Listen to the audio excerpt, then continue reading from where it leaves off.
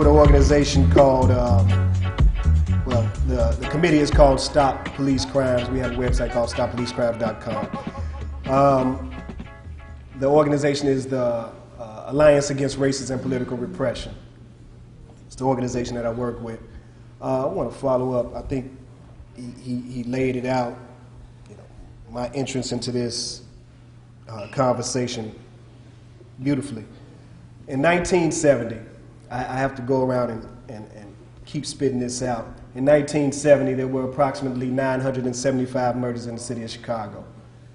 In 1980, there were approximately 900 murders in the city of Chicago, 875 or so.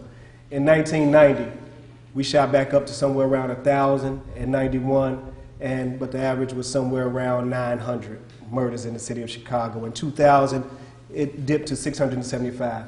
In 2013, there were 513 murders in the city of Chicago. Now, why do I keep going around and articulating this? Because we have been convinced that Corvell and his generation are useless murderers.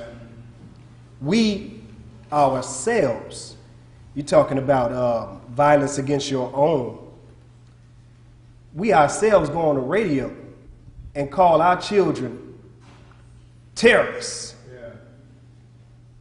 At a time when there is a war against so-called terrorism.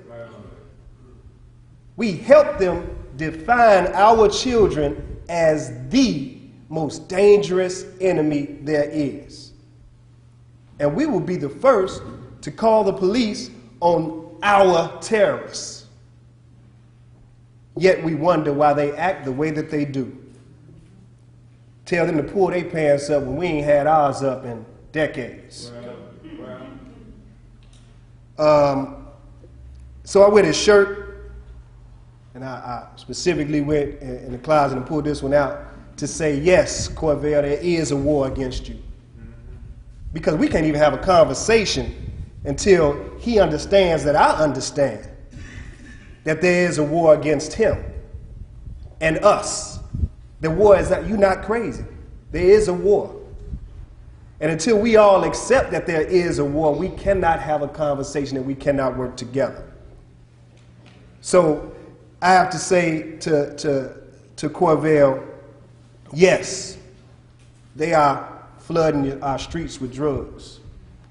Yes, you can be tortured by one of these police officers and nothing happened. There were over 200 individuals tortured in the city of Chicago, and not one officer did any time for torturing over 200 men into false confessions. This year alone, almost $100 million was paid by the city of Chicago to torture victims who spent an average of 17 years in prison over false confessions. Electrodes connected to men, young boys and young men's genitals until they say, yes, I did it. Whatever the hell you said I did, I did. Yeah, I signed the paper. And these people spent an average of 17 years in prison. The officers, not one officer, let me repeat, not one officer was ever charged or convicted. Statute of limitations is what they said. So yes, there is a war against you. And we need to realize that there is a war against them. There's police play a part in this war. The judicial system itself plays a part in this war. And it brings me back to my selfish determination. I call it, brother last night helped me define it. I called it just selfish shit. I'm on some selfish shit. He more clearly defined it as self-determination is what we're missing. I call it selfishness because I'm here about self-defense, self-respect. I want to be self-taught. I want to be self-employed. And I want to be self-controlled. Self-defense, I want to make sure that these police can't do to our children what they have been doing to our children and what they did to us. Self-respect, I want us to battle against this media that has demonized us and our children. We have to battle this media. Self-taught, the freedom schools. They are miseducating and undereducating our children to unknown degrees. Back in 1970, Marva Collins, I believe it was, started a school on the west side. This was back in 1970. She was saying, this schooling system is ridiculous. And she took those children that they had called learning disabled and sent some of them to Harvard. So self-taught, self-employed, we talked about building our own industry. I ain't talking about starting a corner store. Not talking about getting a loan so we can, have a small mall that just sells black things. That's fine as well. I'm talking about taking over an entire industry to employ an entire community, longevity. And last but not least, I'm talking about self-control. A little bit of self-control in this political apparatus, this political system. And Chairman, I have no false belief that we are going to solve our problems through this political process, but I do believe that we can create some type of organizational space, enough room, enough resources to get some space to actually swing back. Because right now, we're in a straitjacket. So let's create some organizational space. Now, get back to what I was here for, the police occupation. Speaking of organizational space, work with an organization called Stop Police Crimes. And our first objective is to create an elected civilian police accountability committee. What that does, it would replace what is currently in place called IPRA, Independent Police Review Authority. The Independent Police Review Authority is charged with oversight over the police when they commit crimes. In 2009-2010, there were 9,500 complaints of police misconduct. That is murders, that is beatings, that is calling your mama a nigger, bitch, go back in the house, smacking people around, harassing young men on the corner, making them pull down their pants, going in their pants, looking for drugs, so on and so forth. Police misconduct, police crimes, rape, the murder of Trayvon Watts, a 15-year-old autistic child who they were so terrified of that they had to shoot. Stephon Watts. Confusing, there's so many of them in my head. A 15-year-old that was at the bottom of his own stairs as they stood at the top, at the bottom of his own stairs with a butter knife that he used to open the door in the basement, trying to get away from these police officers. They had to shoot him twice to death in his own home next to his father at the age of 15, suffering from autism.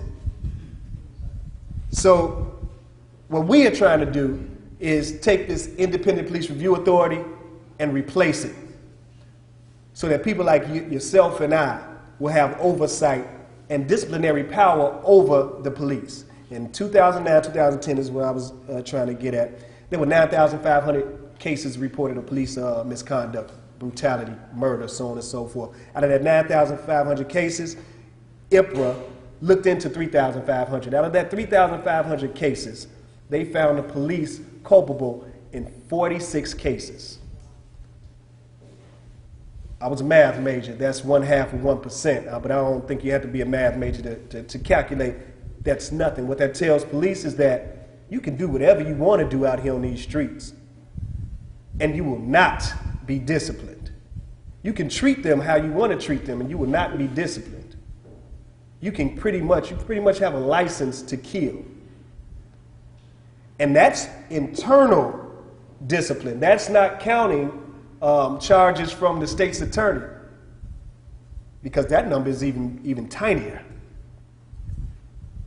So we want to replace that so that people like yourself and I who have had experiences out here and who can understand what police misconduct really is, and we can understand that it actually does exist.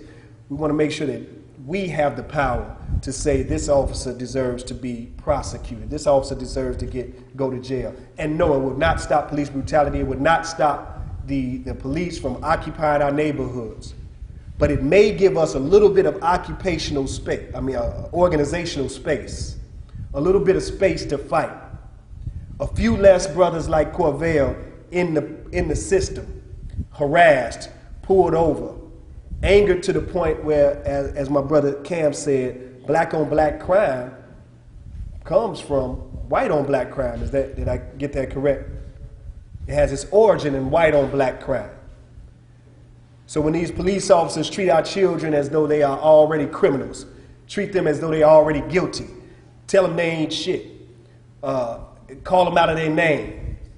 What happens when a parent does that? They smack their child around, they call them out their name, they tell them they ain't shit, you just like your daddy. That child grows up aggressive, a little bit angry, he want to strike out. Who are you going to strike out against? People closest to him. But this is the killing. More than likely, they're not going to strike out against their mother. They're going to strike out against somebody outside. Likewise, we don't strike out against the police.